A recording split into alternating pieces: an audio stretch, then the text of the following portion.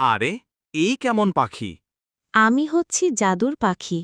তুমি কি আমার সাথে যেতে চাও অনু? তাহলে আমার পিছনে আসো। তুমি আমাকে কোথায় নিয়ে যাবে জাদুর পাখি? অনু কথা বলতে না বলতেই পাখিটা উড়ে চলে যেতে লাগল। অনু একটু ভাবল শেষে কি করবে। ভেবে না পেয়ে দাঁড়িয়ে না থেকে অনু মন্ত্রমুগ্ধের মতো সেই পাখিটার পেছনে পেছনে এক অদ্ভুত গ্রামে এসে পৌঁছাল। সেখানে তাকে দেখে একটা মেয়ে সবুজ রং দিয়ে তাকে অভ্যর্থনা জানাল। তুমি কে আর আমি এটা কোথায় এসেছি? অনু মেয়েটিকে জিজ্ঞাসা করল, এই গ্রামে কি কেউ কথা বলে না? মেয়েটি রং দিয়ে বোঝাল যে এখানে সবাই রঙের মাধ্যমেই মনের ভাব প্রকাশ করে। অনু অবাক হয়ে গেল। তারপর মেয়েটি তাকে রঙের মাধ্যমে কথা বলা শেখাল।